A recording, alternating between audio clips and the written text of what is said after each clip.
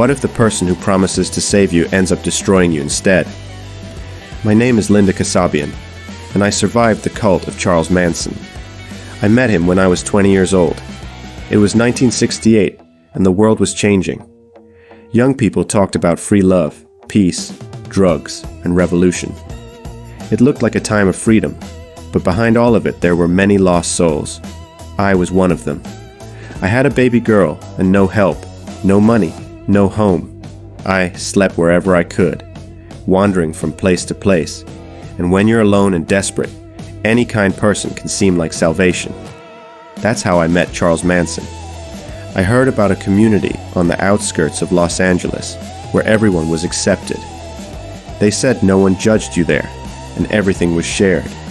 It sounded like the perfect place to start over. That place was called Spahn Ranch, an old abandoned movie set. When I arrived, the air smelled like dry dirt, smoke, and gasoline. There were guitars playing, barefoot girls laughing, guys strumming music under the sun. It looked like a summer camp, but something felt off. And in the center of it all was him, Charles Manson, a small man with piercing eyes. He had long hair, a scruffy beard, and a strange smile.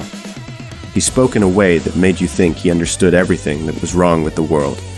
He made you feel special, and when someone can make you feel that way, they own you. Manson had a hard life. He was born without a name. His mother registered him as No Name Maddox.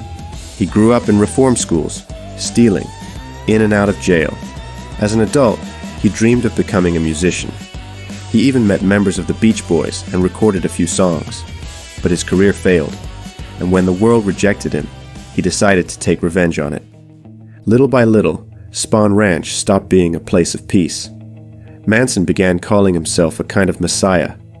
He said the end of the world was near, that a race war was coming, and that only his family, as he called his followers, would survive. He gave us LSD to keep us under control. He told us who to sleep with, when to eat, when to stay silent. If anyone disobeyed, he humiliated them in front of everyone. He said if we betrayed him, we'd die, and we believed him. Some nights he said he was Jesus Christ, other nights, the devil himself. And he said it so calmly, it was terrifying. His power was psychological. He didn't need to scream. He just talked, and people obeyed. Manson was obsessed with the Beatles. He claimed that their White Album carried secret messages meant for him. He believed the song, Helter Skelter, announced an apocalyptic war, and that he was the one chosen to start it.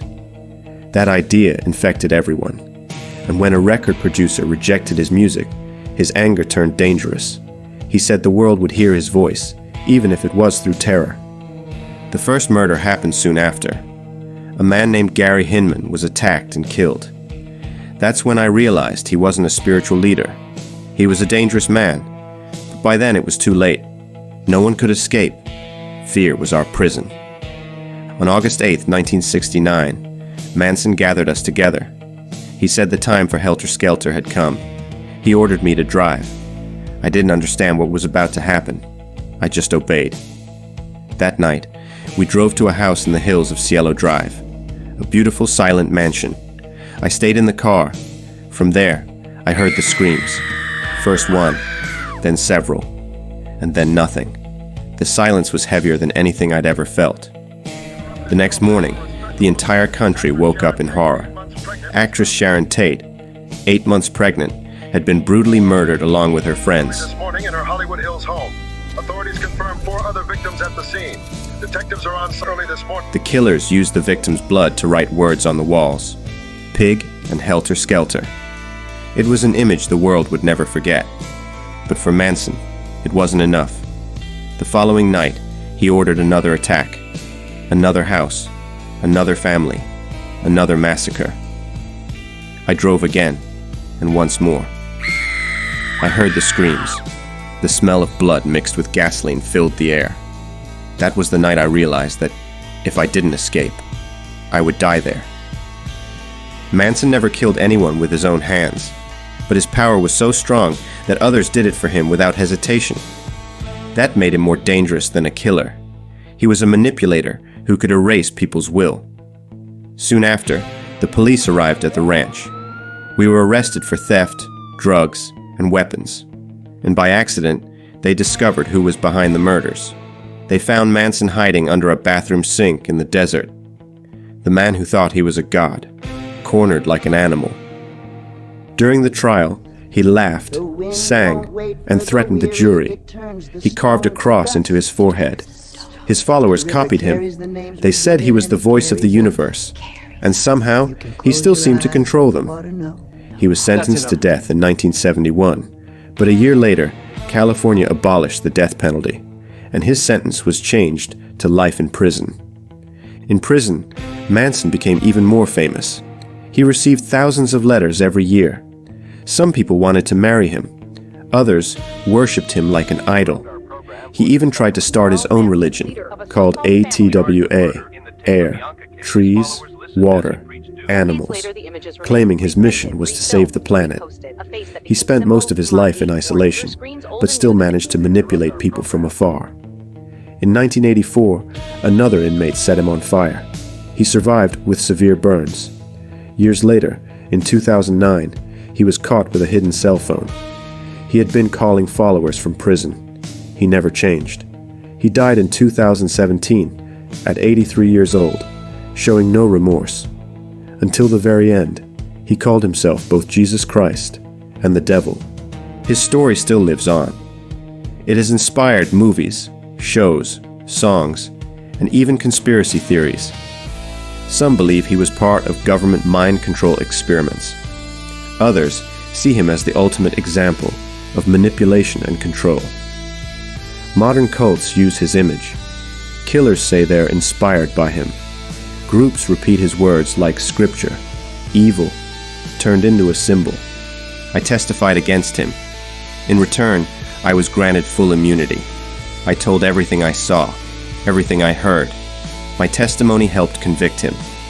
After that, I changed my name and moved many times. I spent decades hiding. But the past never disappears. Sometimes I dream about the ranch, the dust, the heat, the smell of fear. I remember the nights by the fire, the laughter, the drugs, the illusion of freedom when I was really a prisoner. And I understand why Manson is still remembered, because he didn't just kill people. He killed the ability to think. I survived Charles Manson, but his shadow follows me every day. Sometimes I still hear his voice, whispering that I belong to him, but I don't believe him anymore. Now I speak so others understand that evil can disguise itself as love, and that there are prisons you can't see until it's too late. I'm Linda Kasabian, and I survived to tell.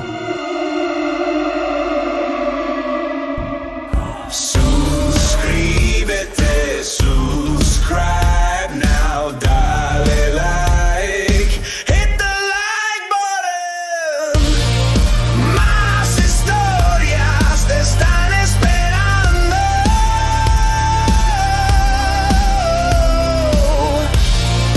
More stories are waiting in the shadows.